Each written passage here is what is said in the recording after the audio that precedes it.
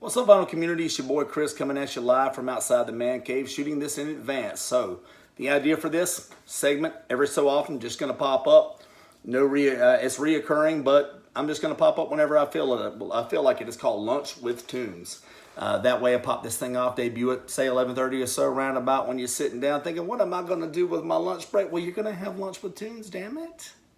Get yourself a salad, DoorDash you some shit, have a pizza sent to the office, something like that, and just sit back and watch your boy talk about some random topics. It won't be as many records shown as this one probably is what you're accustomed to, but hey, it's fine. Let's just talk 10, 15 minutes, maybe even less. On this one today, I just want to touch on 3 topics, and that's probably going to be my roundabout 3 topics. Drinking a beer, please don't judge me, you guys. It's not lunchtime. When you're seeing me, by the time you're seeing me, it's going to be lunchtime your way, but I'm probably shooting the day before, 2 days before, 3 days before. You get what I'm talking about. Sorry to tease some of you guys who really are having a shitty day and really wish you could have a damn beer by now. But Lunch with Tunes, 3 topics. This is what I want to talk about today. All right, so I've avoided this topic the entire time that it came out, but I'm going to jump on it really quick. Not going to spend too much time on it because I don't feel like I'm the most qualified person in the world to touch the topic. MOFI. All right. I know I could have put out a video, had 10,000 views, probably been my most viewed video ever. I understand. I don't care. I decided to leave it alone because I feel like there are so many more qualified people than me to touch it. All right. I know people that buy every MOFI reissue that ever comes out. I do. I know people that personally have MOFI reissues sent to them by Mobile Fidelity Sound Lab. I know people that do. And I know people that swear by them. I know people that have sworn by them. Will tell you they're the greatest thing walking ever, better than any original pressing ever. Chris, why do you waste all your money on original pressings? Da da da da da da da da da da da da. MOFIs are so much better. Yada yada yada yada yada yada yada. And I heard it my whole life. Well, not my whole life. My entire record collecting life. And I took it because the quality really is good. Yep. I can look you guys, my followers, in the face right now and tell you, even with everything that just come out, they sound great. The packaging is great. Every correspondence I've ever had with MOFI has been great. And damn it, their inner sleeves are the best in the game. So anyway, now that we've got that out of the way, I know people that as soon as this whole thing about the possible digital sourcing, which I've got to be honest, how did you guys kind of not see that coming? I'm just, honestly, I'm not trying to sound like the guy who had it all figured out or anything like that. That's not what I'm trying to do here. But you had to figure to a certain extent with the amount that they were getting out, with the sourcing that they were getting out, with everything that was getting done, and with some of these records being from the 80s and the age of the CDs. The Thriller MOFI this coming out, which I think is what tipped this whole thing off. That's the CD age. I mean, yeah, Thriller was on vinyl, but what's going to be the quickest way to mass produce copies of Thriller? Digital source, right? I mean, again, if I'm talking out of my ass, that's fine, guys. I don't pretend to know a whole lot about this, but what I can tell you is that my experience with MOFI, with every MOFI copy I've ever owned, and I don't own hardly any anymore. I used to own the Miles MOFIs and loved them, thought they sounded phenomenal. I used to own the Bob Dylan MOFIs, thought they sounded wonderful. I used to have every single Beatles MOFI, thought they sounded wonderful. Whether or not there was any digital sourcing in there whatsoever, I can't tell you today. I won't be able to tell you tomorrow, and I doubt I'll be able to tell you the day after that. But I can tell you this. I can absolutely tell you this. If I was happy with them and I thought they sounded great, I wouldn't be getting rid of them. I wouldn't be selling. I wouldn't be canceling pre-orders. I'd stand on that MOFI mountain all by myself and tell everybody that doesn't like the fact that I back MOFI to eat a dick. Just being honest with you, that's what I'd be doing. Damn, I hope you guys are watching this and listening to it on your AirPods. That's just your boy being real with you. Now, are we entitled discrepancy? Are we entitled to know exactly how they get the mastering. Sure. If it's from a digital source, put a sticker on the label. It's simple. Put a sticker on the package. If it's from an all analog, sure, sticker on the package. Are we entitled to lower prices from a digital source? Honestly, in my opinion, yeah. I mean, $20, we're not going to get that. Let's just call it what it is, guys. But lower, I'd say so. But the fact that everybody that I know that has sworn by MOFI for all of these years, they sound the best, the packaging is the best, the distribution is everything about MOFI is the best ever. What it really is more so than anything, in my opinion, is that so many people are upset because they love the product so much, and they kind of feel, and these are the kind of people that are the vinyl sounds the best, you can't tell them any different people, and then they find out they've kind of sort of been lied to, and that the source is digital and it probably sounds just as good on Spotify. Now their feelings are hurt. Now, because people can come back at them with hey, Mr. Vinyl sounds better than everything. Turns out this is a digital source. Guarantee you my CD sounds just as good as your vinyl. And there's a lot of people that they have their feelings hurt about it. Do I? Well, no, honestly, not really, but mainly because I'm not buying MOFIs. If I was, I'd be bothered by the amount that I had spent on some of the releases. Can I tell you what honestly bothers me the most about MOFI? Me and a couple of my friends have been talking about it for years. Is not the amount of money they charge for the release, but the fact that they re-release and reissue so many freaking common titles. Yes. And Thriller. The Thriller sold like 100 million copies, guys. We don't need a $100 audio file reissue of it. I mean, that's just always been my opinion. Pop off your popular releases every now and then, but every so often give us a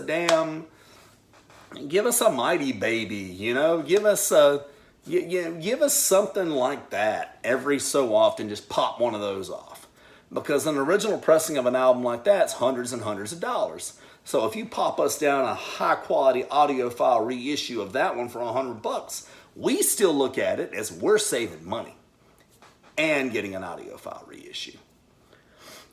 That's what's always bothered me the most, personally. But damn it, from now on, what I would definitely do, MOFI, you got a target on your back. You've absolutely got to be discreet. From now on, if it's audio file, you got to let us know. If it's digital, you got to let us know. And it's something as simple as modifications to your website, stickers on your releases. But that's my 2 cents. That's the last you'll hear me talk about it. All right, so next topic I want to touch on is the price of new vinyl. All right, so guys, your boy Tunes here, loves his new vinyl. And especially with the Tone Poet series coming out. The Tone Poets, the classic vinyl series, the acoustic sounds series with all the Verve and Impulse and whatnot releases, which, by the way, I love those all and highly recommend them to anybody. Absolutely anybody, including OG snobs like me. That being said, the price, of a brand new vinyl. I mean, I remember when these Tone Poets came out. When these Tone Poets came out, I remember them being $27 to $30. In my neck of the woods now. A lot of you guys, if you're hearing it, and in your neck of the woods it was higher, then okay, I'm sorry. But I can only go based on my neck of the woods. Now all of a sudden these bastards are $37 to $42. At least that's what I'm picking up. Now, I'm not minding paying it because, honestly, would you rather have, for a lot of these albums, especially for some of the albums that are reissues of the classics, would you rather have that for $40, or would you rather have, the OG of it for a couple hundred? And, obviously, you'd still rather pay that $40 for that. But that's with inflation. That's with everything going on. That's with unemployment. That's with You know, that just comes with the entire state of the economy. And do I think it's going to come back down? Probably not. Probably not. And it sucks, but hey, you know, as long as it doesn't get too far out of hand, a guy like me, still willing to pay it. I feel sorry for some of these guys out here who are getting into vinyl, who are getting early into the game, who simply can't afford to pay it. If you're a college freshman and you're paying your own way through college and you love vinyl, you can't afford to drop $40 every new release. You just can't. Especially not when you got to put in on the case of PBR for the kicker party for the weekend. I'm sorry, I digress. But yeah, I mean, I don't think it's coming back down anytime soon. I don't know. I'm not positive. But hey, can I tell you what's worse about that? It's topic number 3. And that's the price of reissues basically on the black market. I don't know anything better than to call it. But so many times, what I always heard, you know, as a guy who loves his original pressings, I got so accustomed to hearing and kind of got tired of hearing, if I'm being completely honest with you, is why not buy a Music Matters reissue? Why not buy a classic? Yeah, why not buy a Classic Records reissue? And this is Classic Records past, not Classic Records Blue Note reissues now, by the way, guys, just so we're clear, because the Classic Records Blue Note series that's going on now is $30. This is past for you guys who've been in the game for a little bit of time. Why not buy those? The Analog Productions, why not buy those? And that's all well and good until you go on to Discogs or you go on to eBay and you find, you know, Classic Records. This is Classic Records here of Jackie McLean, Jackie's Bag, you know, for $150, $200, $250, depending on where you're getting it from and depending on how informed your buyer is. And it's clean and goddamn it sounds phenomenal, but shit, I mean, why drop $150, $200 on Classic Records when you can up the ante just a little bit, maybe get lucky, catch an eBay auction for $300, $350, and buy the album in its original format, and then have way better resale value? I mean, just saying, it gets tough. This is 45 RPM here, more Jackie McLean. 45 RPM Analog Productions. Started out as probably like what, a $40 release. Now you're getting these reissues on the black market, $150 sometimes up, and they're only going to go up because are they going to reissue them? Are they going to put out another run? Most likely not. And if Tone Poet or whatever doesn't touch them, then guess what? This is going to be probably your cheapest outlet, so look to spend like hell. And so for me, that's just always the way I looked at it as an OG kind of guy was, I mean, if we're talking about a $400 OG or a $250, reissue from 2 years ago, I'd rather spend the damn $400 on the original, knowing the value is going to go up on it, knowing I can get my money back on it, by the way, I always have, then drop the $250 on the reissue. And that's just always been my way of looking at it. I don't know if that makes any sense to you guys. It makes plenty of sense to your boy. But anyway, those are the 3 topics that I kind of sort of just pulled off the top of my head today. Wanted to talk to you guys about, and I'm going to call this segment from now on Lunch with Tunes. Not regularly scheduled, not any sort of day of the week, not anything like that.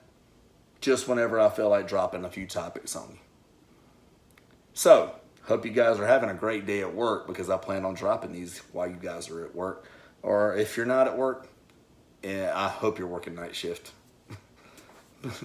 Please be doing something. But hope you guys are having a great day. Go ahead and get through it. Your boss can't be that big of a dickhead. At least I hope he's not. And until next time, until next video, to the next Lunch with Tunes. Keep dropping that new, you guys.